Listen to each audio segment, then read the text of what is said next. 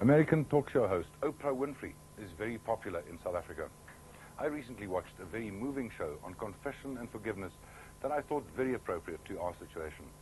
It is not about gross human rights violations. It is about something we South Africans know very well: racial prejudice and discrimination. In 1954, the United States Supreme Court made its historic and very unpopular decision to end school apartheid. It was opposed by politicians and angry mobs of whites. The people who suffered most in this angry war on racism were the black school children. Nowhere was this more evident than in Little Rock, Arkansas. Here are a few scenes from Oprah's program. 1957, Arkansas. The nation was riveted by the Little Rock Nine, 9 black teenagers who were set to integrate Little Rock Central High School. But it seemed the entire state of Arkansas meant to stop them. The governor called out the National Guard, not to protect the students, but to block their entrance to school. And threatening white students jeered them at every turn. Finally, the black students were allowed to enter the school through a side door, and the white mob erupted in a riot. Mob rule can not be allowed to override the decisions of our courts. President Eisenhower sent over 1,000 members of the 101st Airborne Division to Little Rock to escort the students to school. Each student was issued their own federal bodyguard just to attend class. But once inside the schoolhouse doors, the Little Rock Nine found that their struggles for respect and equality had only just begun. 7 of the original Little Rock Nine are here today, and in a few moments they're going to come face to face for the first time in 38 years with some of those white students at Central High School who tormented them. One who chanted protests outside the school, another white student who hurled a bowl of soup on a black student, and yet another who witnessed it all but stood by in silence. They come today asking for forgiveness. But first, you know, there's a saying that goes like this: if it doesn't kill you, it will make you stronger. I think that's especially true of the first black students to integrate Central High School. Terrence Roberts is now a professor at Antioch University in California who recalls the pain of that era, but also an act of kindness that he says he will never forget. Melba Patillo Beals was only 15 when she integrated Central High School. She chronicled her battles in a book called Warriors Don't Cry. Ernest Green recalls each day was like going to war and says not a day went by when one of the black students did not want to quit. Thelma Mothershed Ware is a retired teacher and feels that the traumatic experience of integrating Central made her a better person and teacher. It doesn't kill you, it can make you better. Jefferson Thomas says that he made one white friend at Central High, an atheist who believed that there could not be a God because no God would possibly allow his black children to be treated this way. Carlotta Walls Lanier's family home was vandalized during integration. Carlotta's still trying to forget all of that ugliness. And Minnie Jean Brown Trickey went into the all-white school with high hopes for a new America. But she says when she stood up to the harassment and abuse, she was expelled. When we finally got in, we had armed escorts.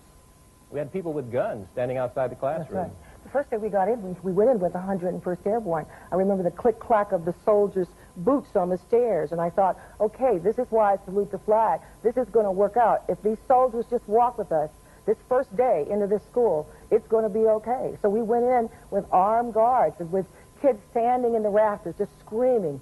At one point, it was totally silent. And then all these children standing and bending out of the windows screaming, boo, boo. But well, it was an atmosphere of hostility, of war. Back of my right heel hurts because of people walking on the back of my heels. I carry scars on my legs for people kicking me. We all carry these scars in one form or another. The boys all shared gym together, and that was hell. I mean, that was hell week rolled up into an hour every day. Either locker rooms that got steamed with hot towels, with glass on the floor, with some sort of arrest. I mean, you knew you were going in. When we did gym, it was battle. So you put on your armor, turn your face into your game face, and got ready to go to war. I mean, it was that way every day, and it was... Joining me now are 3 of the white students who admit in one form or another to being part of that ugliness in Little Rock. This is Ann Burleson. She appeared in 1957. She was chanting the words 2468, we don't want to integrate. And Ann says She is now ashamed of that schoolyard chant. Jean Porter regrets being a silent witness to the crimes by fellow white students, including seeing them put thumbtacks on Melba's chair and also witnessing boys in gym urinating on the lockers of Ernest Green. And David Sontag came here today, he says, to apologize to Minnie Jean for an altercation in the cafeteria. You are now here because you were ashamed. Yes, I am. I knew Carlotta just because she had a locker close to me, and we would, you know, And that's how I recognized you off the bat. I remember you. I remember your smile. I remember your eyes. I remember your catcalls. You used to get me coming out of English class, walking down the hall. You remember that? And I've never forgotten your name. I've never forgotten your name. Never, ever. Was he not nice to you? He was insidious because he was continuous. He was like relentless. He never gave up. It wasn't like he did this one day. It was like every day. And he never really hit or anything, but I always expected him to. And he was just always there. And he had the most vibrant eyes. And he really frightened me because every day he was there. You know, it wasn't like it was going to be today, Tuesday, Thursday. It's going to be every day. Every time you see him, you know trouble. So it was like Chinese water torture. It was like he had a day job. That's right.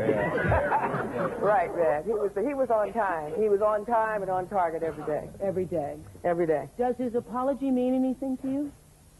I would like to come forward and A lot. apologize. Sure. Yeah, it means a lot I to want to us. get this all down here. Don't worry about it. Don't worry about it. I wish you all the good. Yeah. Thank you. And you better listen than you. Yeah. It means everything to me.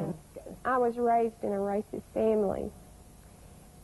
And the main reason I want to be here today is to tell you how regretful I am for causing what should have been the best year of your life the most miserable. I went along because I was afraid. You can't imagine for 38 years how badly I have felt. That does not do anything for what happened. That does not... I'm just sorry. I'm very sorry. And what are you most sorry about? The way you behaved, the way you were thinking, the way you were raised, what? For not doing what I knew was wrong. I can tell you that every day of my life at Central was in fear.